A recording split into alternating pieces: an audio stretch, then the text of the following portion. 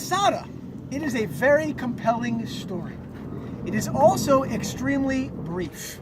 It is amazing that this site, which has just fascinated humans for quite a while now, really, I mean, it only existed for a very brief moment in history.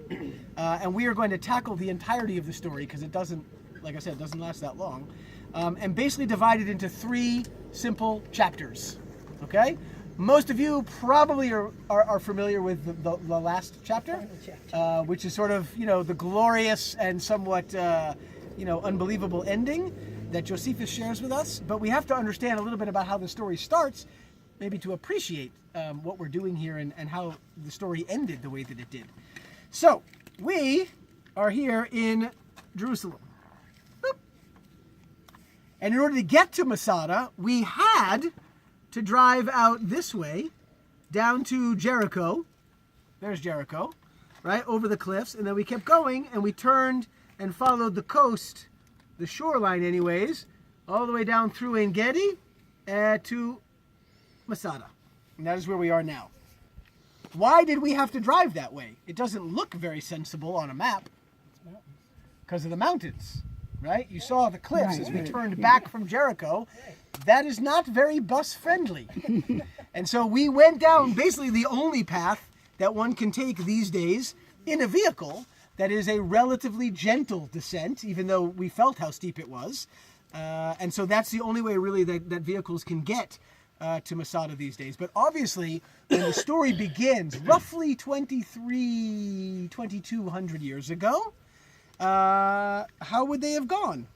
Probably something a little bit more like this. Because wouldn't that just make more sense? Mm-hmm. And they didn't have vehicles. The most they were concerned about was their camel or their donkey or their 2 feet. And generally speaking, cliffs are negotiable. If you take your time and figure out which way to go, it's not impossible. There's always a way to climb down. So that is significantly shorter than the journey that we took. And given that we covered, we were in the bus for about an hour and a quarter, something like that. So if we had driven this distance, right, cliff not included, it probably would have only taken us about 40, 45 minutes to get here from Jerusalem. Literally, you go right through Bethlehem, right through Herodian. You were at Herodian yesterday, right? Yes. And you come here. Funny enough, that's the route that King Herod took when he got here, as indicated by Josephus, right? Who tells us that story. We'll come back to that in a little bit. Go away, Mr. Ant. So why am I saying this? Why are we starting with the map? To understand that Masada is not that far from Jerusalem. Theoretically, if you got a good jump on the day, you could walk from Jerusalem to Masada in, let's say, a very long day of hiking or maybe a day and a half. Why would that be relevant given our environment? Resupply. Yes, or the lack of need for resupply. If you can get from point A to point B, your destination, where maybe you know in advance because of your destination that there are supplies waiting for you, then you don't need to pack a lot when you set out into the desert. As harsh as this environment is, if you know what's waiting for you, then you don't need to plan so much in advance.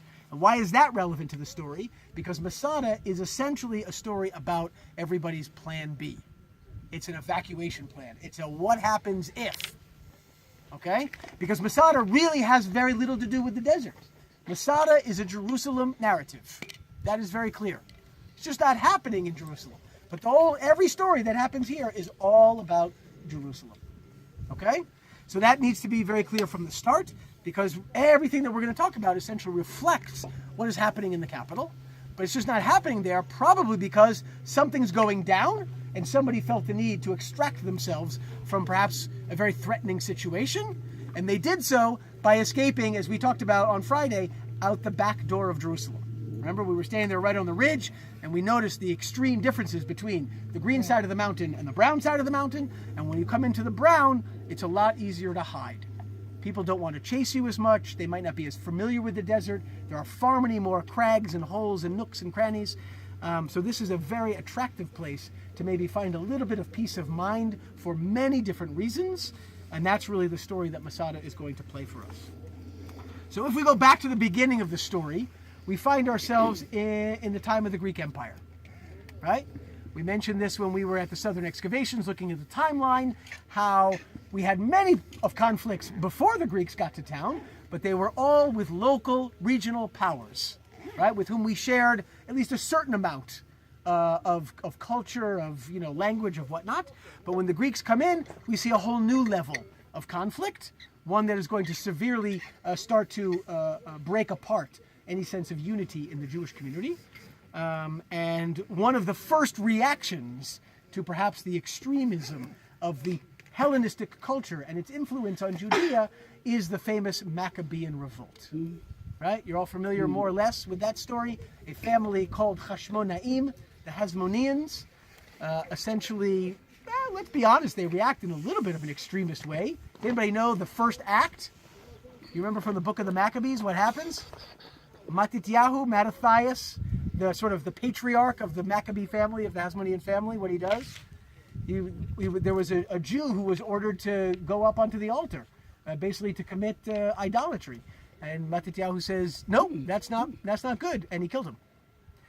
So, it's a little harsh. But, of course, the way that we often reflect upon the story is that they challenged the Greek presence in the land, and were able to round up, forces and fight a battle with them, which amazingly lasted for 3 years.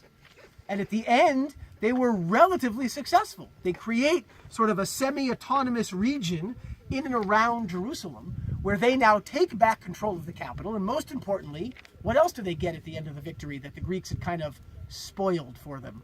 The temple. The temple, right?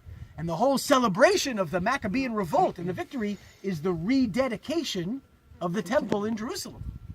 How do we say rededication in Hebrew? Hanukkah.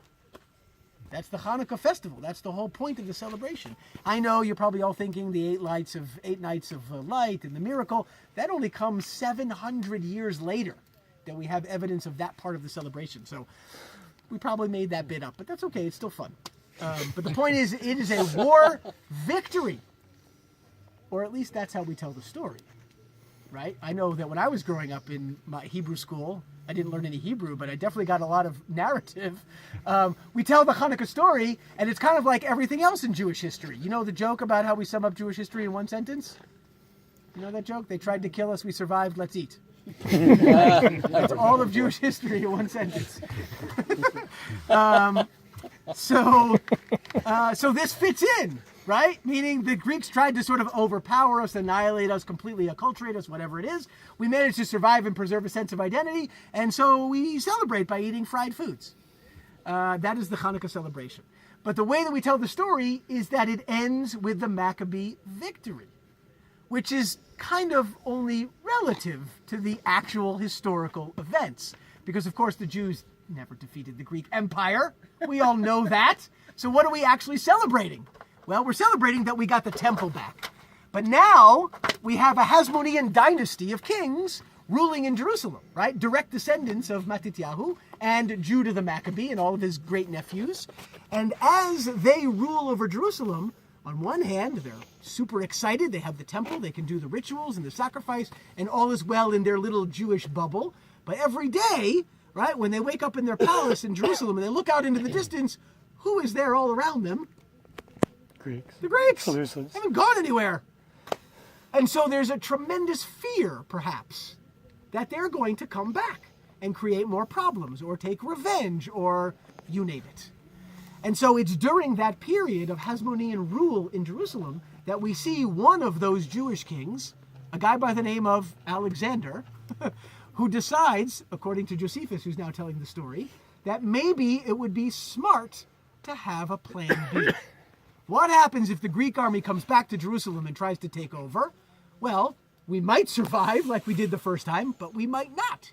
And so wouldn't it be nice if I could run away with my family and my generals and anybody else that I needed to kind of re-strategize and figure out what do we do now? Let's have a hiding place waiting for us. And so this is when the hilltop of Masada is established.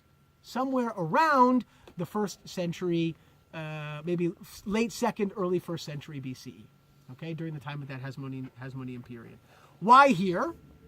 Well, as we said, desert, right? Great place to hide. Not too far from Jerusalem, so it's not like you need to kind of take a half a day just to pack your bags. You could literally run out the door as long as you've already established that there's maybe a unit of your army waiting here for you with supplies. And so you just run through the desert and get here before you run out of water or food or whatever. And also, as we will see when we walk around, and you probably noticed it from the bus, right? What's unique about this little kind of hilltop? Flat. And what about its relationship to the rest of the desert? It's separate. Could you see that? It's a little bit separate. Most of the desert in this area is all one plateau.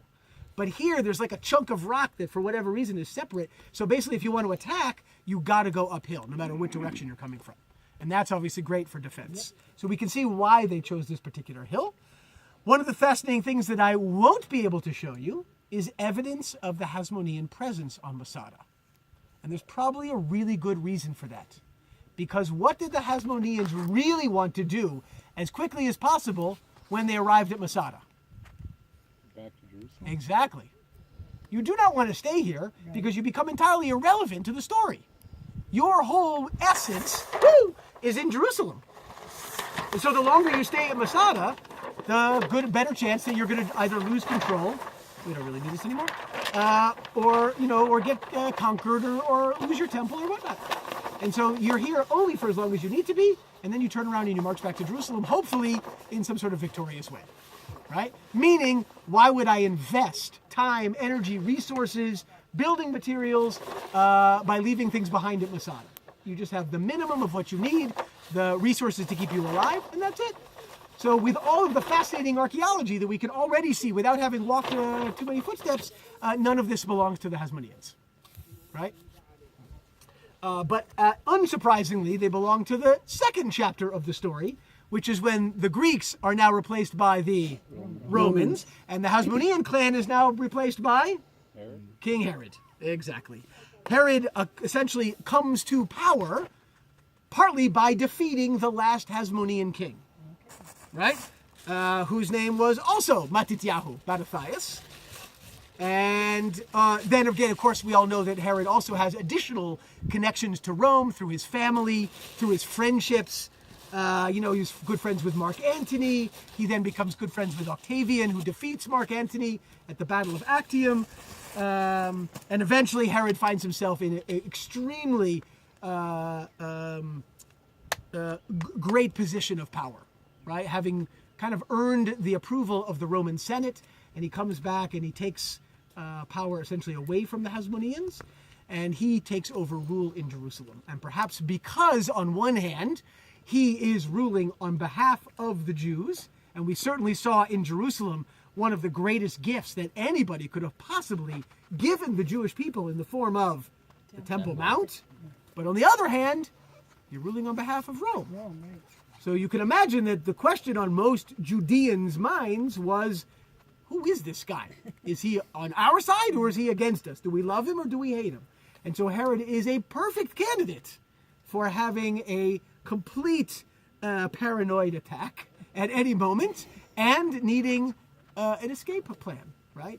Because he could feel threatened on all sides. And we'll talk a little bit about that now as we walk around Masada. We see some of the archaeology. 99% of what we see here is Herodian. Because unlike most normal human beings, Herod didn't really need a lot of excuses or logic to affect how much he would or would not build. Right? He just loves to build everywhere. So whether or not he actually stayed here for a long period of time, we only know from Josephus that he was here officially, I think, once, maybe twice. I'm blanking at the moment.